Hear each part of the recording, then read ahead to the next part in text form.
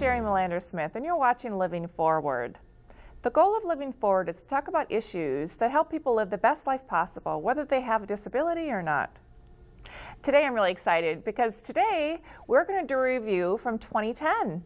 All of my most favorite shows are going to be discussed today, beginning with my fabulous, wonderful trip to Washington, D.C. I had such a great time this summer. The ADA was celebrated in July this year at Washington, D.C., and with my involvement of the National Council on Disability, I was able to attend. To begin with, I got to meet Ted Kennedy Jr.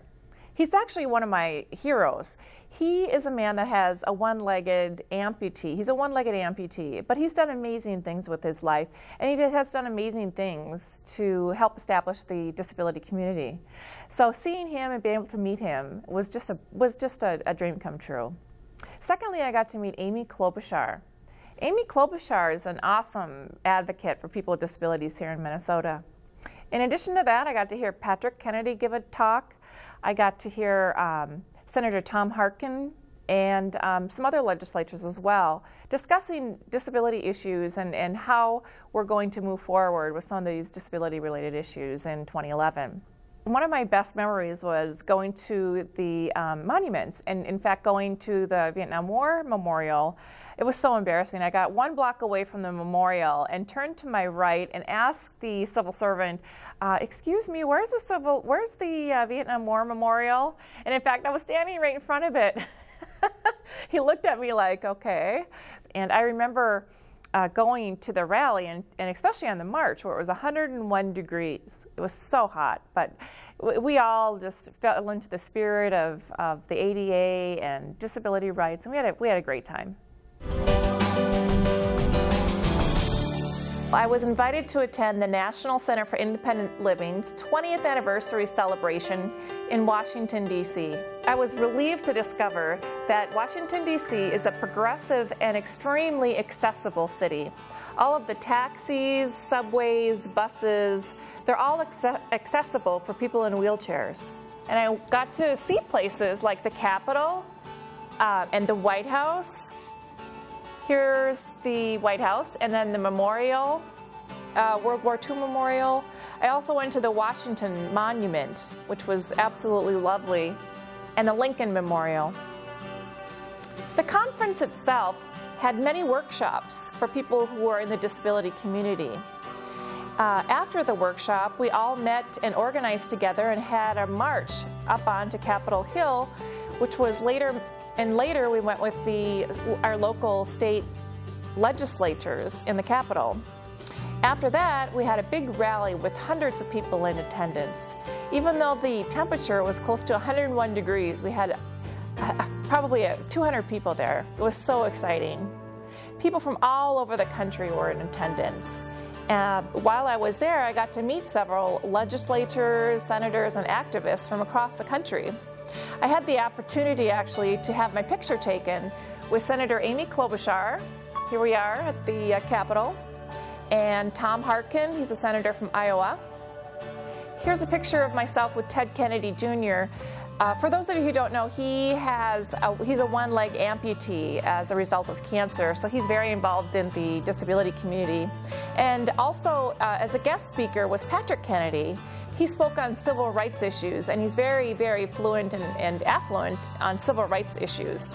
If you are a person with a disability, or if you would like to become involved advocating for people with disabilities, I strongly recommend that you contact your local independent living center. One of my favorite shows this year was the pageant of hope for the young girls.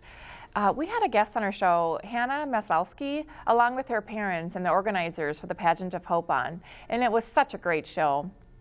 The girls were so excited. This is the most girls I've ever had, well, on my show at all, but to have them all together at once was so much fun. There was so much material that we actually cut it into 2 parts. So the first part, we talked with the organizers and Hannah who was the inspiration for the pageant. We got to talk with them. But the second part of the show was when we had the girls on, and the girls were so much fun. And for one, they were so excited to be here, all of them. You know, they showed up, like I said, with their beautiful gowns on and their dresses. And the one girl, her name was Gracie Wright. She was probably 4 years old, and she was so cute because as excited as she was to be there, she didn't answer my question. And I kept asking her what her favorite part was, and did she have fun, and nothing but a cute little smile. And that was enough. She was adorable. I loved having Gracie on. One of the things the girls taught me was the pageant wave. There's a very specific wave that you got to do, and it goes like this. Yay, I got the pageant wave down. But you know, all of the girls, it was actually the nature of the pageant, had a disability. So we had to work around that a little bit. We had, one of the winners was like myself in a wheelchair. And she's actually graduated by now and hopefully on her way to college. But one of the other girls, Hannah herself, had a speech disability. So it took a little while to answer questions, and we waited and kind of worked it out. But it was really lovely to hear her answer in her own voice and to hear what she had to say, what her experience was like being in the pageant. In fact, after we were done shooting, I remember Hannah's sweet mother came up to me and she said, you know, I've never seen Hannah speak so much. And to me, that just was such a rewarding thing to hear. She had such a great time. When I was a young child, one of my favorite memories was going to my mother and being a participant in the Miss Teen Minnesota competition. I still cherish those dear, dear moments. And so happily, today we have on our show the organizers and the co-founders of a special pageant called Pageant of Hope.